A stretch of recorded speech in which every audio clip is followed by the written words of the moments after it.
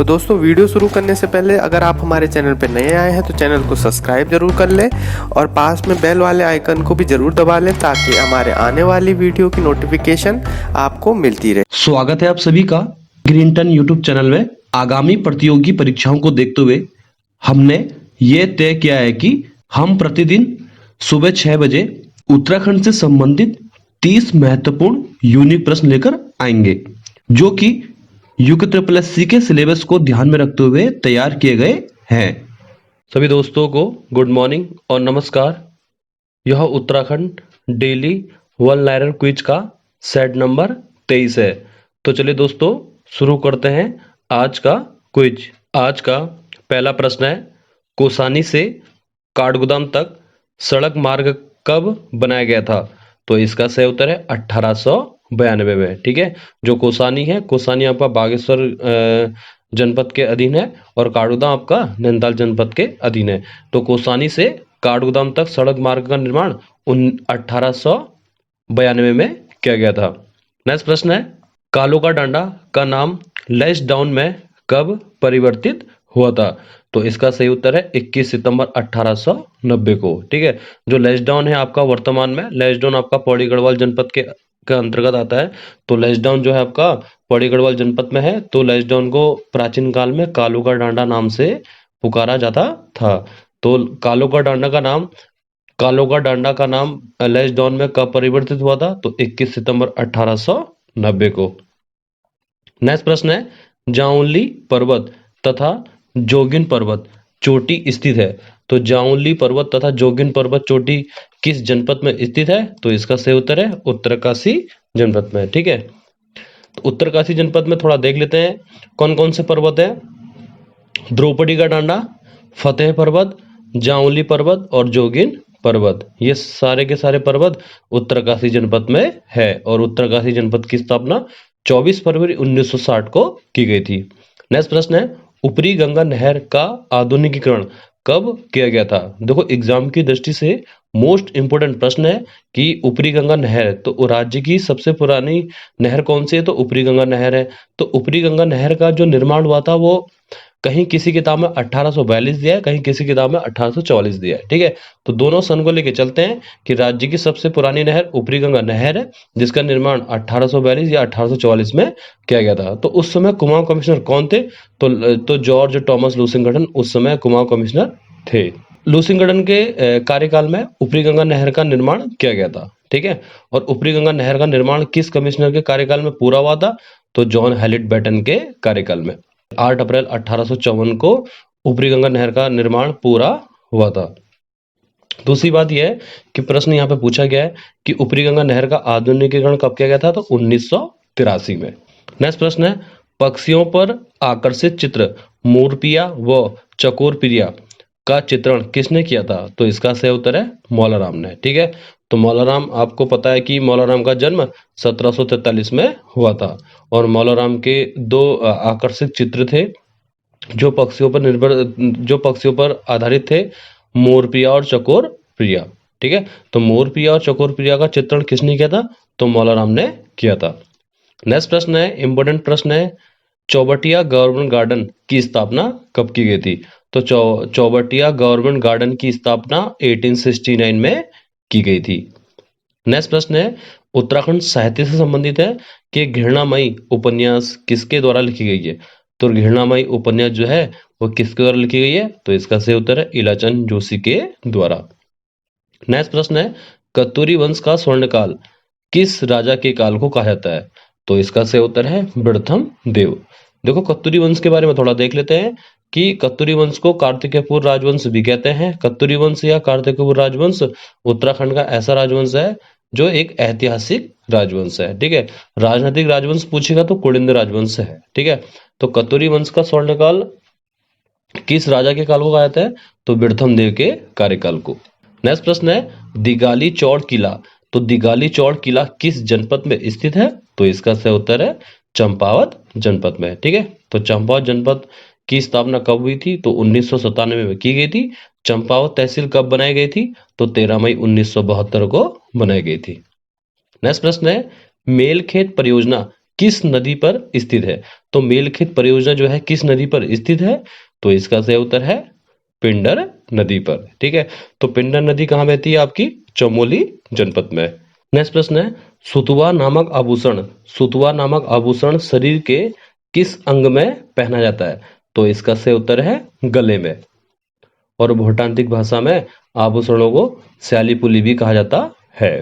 ठीक है, नेक्स्ट प्रश्न है, गोगाल मेला किस जनपद में आयोजित होता है? तो गोगाल मेला आपका लगता है हरिद्वार जनपद में। तो हरिद्वार जनपद के ज्वालापुर नामक स्थान पर गोगाल मेले का आयोजन किया जाता है। नेक्स्ट प्रश्न है, गढ़वाल में भेला भेला नृत्य किया जाता है। तो गढ़वाल में जो भेला भेला नृत्य किया जाता है वो कब किया जाता है? दीपावली के शुभ अवसर पर। नेक्स्ट प्रश्न है, चरक संहिता में उत्तराखंड क्षेत्र को क्या कहा गया है? तो चरक संहिता में उत्तराखंड क्षेत्र को वानस्पतिक बगीचा कहा गया है। नेक्स्ट प्रश्न है, गोपेश्वर में स्थित अत्रि मुनि का आश्रम किस नदी के जल स्रोत पर स्थित है? तो इसका सही उत्तर है बालखिल नदी पर। ठीक है, तो यहाँ पे गोपेश्वर के बारे में थोड़ा देख लेते हैं। चमोली जनपद का मुख्यालय कहाँ है? गोपेश्वर में है। ठीक है, अच्छा गोपेश्वर में कौन सा आश्रम है? तो अत्रि मुनि का आश्रम गोपेश्वर में स्थित है। और अत्रि मुनि का आश्रम किस नदी के तट पर स्थित है? तो बालखिल नदी के तट पर स्थित है। और गोपेश्वर जो है आपका, गोपेश्वर को गोस्थल या गोथला भी कहते हैं। और गोपेश्वर भी बालखिल नदी के तट पर स्थित है। नेक्स्ट प्रश्न है, archaeology of Kumaon, archaeology of Kumaon नामक पुस्तक के लेखक है? तो इसका सही उत्तर है केपी नौटियाल। नेक्स्ट प्रश्न है, उत्तराखंड में आरबीआई की शाखा देहरादून में किस वर्ष खोली गई थी? देखो आगामी जो पेपर है आपको के, तो उन एग्जाम के लिए ये प्रश्न बहुत महत्वपूर्ण है, मोस्ट इंपोर्टेंट प्रश्न है कि उत्तराखंड में आरबीआई की शाखा देहरादून में किस वर्ष खोली गई थी? तो इसका सही उत्तर है 30 जून 2006 को। नेक्स्ट प्रश्न है, हरिद्वार में स्थित बहादुराबाद नगर के उत्खनन का कार्य 1953 में किसके द्वारा कराया गया था? तो इसका सही उत्तर है यज्ञदत्त शर्मा के द्वारा। नेक्स्ट प्रश्न है, भवानी सिंह रावत ने चंद्रशेखर आजाद की पूर्ण स्मृति में दुगड्डा में चंद्रशेखर आजाद स्मारक कब स्थापित करवाया था? तो इसका सही उत्तर है 1973 में। ठीक है, तो मोस्ट इंपोर्टेंट प्रश्न है। ठीक है, तो यहाँ पे दुगड्डा के बारे में थोड़ा देख लेते हैं। दुगड्डा जो है आपका लंगूरगढ़ और सिलगाड़ नदी के तट पर स्थित है। दुगड्डा आपका पौड़ी गढ़वाल जनपद में पड़ता है। तो दुगड्डा को बसाने का श्रेय धनीराम मिश्र के द्वारा जाता है। तो यानी कि दुगड्डा को बसाने का श्रेय धनीराम मिश्र ने दुगड्डा को बसाया था। यहाँ प्रश्न पूछा गया था कि भवानी सिंह रावत ने चंद्रशेखर आजाद की पूर्ण स्मृति में दुगड्डा में चंद्रशेखर आजाद का स्मारक कब स्थापित किया था? तो इसका सही उत्तर है 1973 में। नेक्स्ट प्रश्न है, इंपोर्टेंट प्रश्न है कि किस वाद्य यंत्र को जोया मुरली भी कहा जाता है? ठीक है, तो किस वाद्य यंत्र को जोया मुरली कहा जाता है? तो इसका सही उत्तर है अलगोजा को। नेक्स्ट प्रश्न है, कपिलेश्वर मंदिर किन नदियों के तट पर स्थित है? तो कपिलेश्वर मंदिर जो है आपका अल्मोड़ा जनपद में पड़ता है। तो कपिलेश्वर मंदिर 2 नदियों के तट पर स्थित है। उनके नाम इस प्रकार है, एक है आपकी कुमिया और एक है आपकी शकुनी। ठीक है, तो कपिलेश्वर मंदिर, देखो कौन कौन से प्रश्न बन सकते हैं एग्जाम की दृष्टि से कि कपिलेश्वर मंदिर पूछ लेगा। तो कपिलेश्वर मंदिर, चंद्रशेखर मंदिर आपका अल्मोड़ा में है। ठीक है, तो कपिलेश्वर मंदिर किन 2 नदियों के तट पर स्थित है? एक है आपकी कुमिया नदी, दूसरी आपकी शकुनी नदी। नेक्स्ट प्रश्न है, बद्रीनाथ धाम में पूजा करने वाले रावल किस जाति के होते हैं? देखो मोस्ट इंपोर्टेंट प्रश्न है, बहुत महत्वपूर्ण प्रश्न है। आगामी पेपरों में आपको इस टाइप के प्रश्न अवश्य मिलेंगे। ठीक है, तो बद्रीनाथ धाम में पूजा करने वाले जो रावल होते हैं वो किस जाति के होते हैं? तो इसका सही उत्तर है चोली या मुकाड़ी। ठीक है, कहीं कहीं लंबोदरी भी दिया है। ठीक है, तो बद्रीनाथ धाम के जो रावल हैं उनको रावल की उपाधि किस पवार राजा के द्वारा दी गई थी? तो इसका सही उत्तर है प्रदीप शाह। ठीक है, तो यहाँ प्रश्न पूछा गया था कि जो बद्रीनाथ धाम के जो रावल हैं वो चोली या मुकाड़ी या लंबोदरी जनजाति के होते हैं। ठीक है, और बद्रीनाथ धाम के रावल को रावल की उपाधि किस पवार राजा के द्वारा दी गई थी?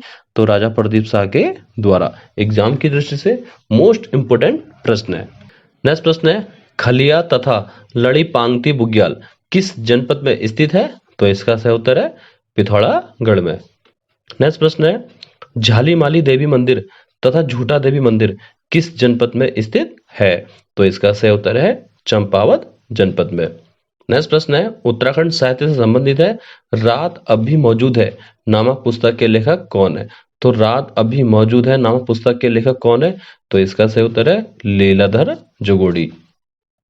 नेक्स्ट प्रश्न है मवासिर उल उमरा में किस पवार शासक की जानकारी मिलती है? तो इसका सही उत्तर है पृथ्वीपति शाह। तो ठीक है, तो पृथ्वीपति शाह के बारे में देख लेते हैं। तो पृथ्वीपति शाह की माता का नाम क्या था? रानी कर्णावती था। और पृथ्वीपति शाह के पिता का नाम क्या था? महिपति शाह। पृथ्वीपति शाह का कार्यकाल पवार वंश में 1636 से 1664 के बीच में था। नेक्स्ट प्रश्न है टिम्बरसैंण गुफा कहाँ स्थित है? तो टिम्बरसैंण गुफा कहाँ स्थित है? तो इसका सही उत्तर है नीति घाटी चमोली में। नेक्स्ट प्रश्न है किस कमिश्नर ने कुमाऊं में मार्शल लॉ लगाया था? तो इसका सही उत्तर है हेनरी रैमजे। तो ठीक है, तो हेनरी रैमजे का कार्यकाल कुमाऊं में 1856 से 1884 के बीच में था। हेनरी रैमजे को कुमाऊं का राजा किंग ऑफ कुमाऊं कहते हैं और कुमाऊं का बेताज बादशाह हेनरी रैमजे को कहा जाता है। और हेनरी रैमजे ने अपने कार्यकाल में मार्शल लॉ लागू किया था। नेक्स्ट प्रश्न है इंपोर्टेंट प्रश्न है और आयोग ने अपने प्रीवियस पेपर में इस प्रश्न को बनाया था। क्या पता आयोग प्रश्नों को रिपीट करे, क्योंकि आपको पता है कि 10 से 12 प्रश्न ऐसे रहते हैं हर पेपर में जो रिपीट होते हैं। ठीक है, तो यहाँ प्रश्न पूछा गया है कि श्रीनगर में लावारिस फंड से एक स्कूल की स्थापना किसने की थी? तो श्रीनगर में लावारिस फंड से एक स्कूल की स्थापना किसने की थी? तो इसका सही उत्तर है कैप्टन हडल्स्टन के द्वारा, जो एग्जाम की दृष्टि से मोस्ट इंपोर्टेंट प्रश्न है। नेक्स्ट प्रश्न है और आज का अंतिम प्रश्न है अलकनंदा नदी के तट पर मानपुर नामक नगर की स्थापना किस पवार राजा के द्वारा की गई थी? तो इसका सही उत्तर है मानसा के द्वारा। ठीक है, तो मानसा ने मानपुर शहर की स्थापना श्रीनगर में की थी। और मानपुर किस नदी के तट पर स्थित है? तो अलकनंदा नदी के तट पर स्थित है। तो चलिए दोस्तों, मिलते हैं नेक्स्ट वीडियो में नए 30 यूनिक प्रश्नों के साथ कल सुबह 6 बजे। आज के लिए इतना ही।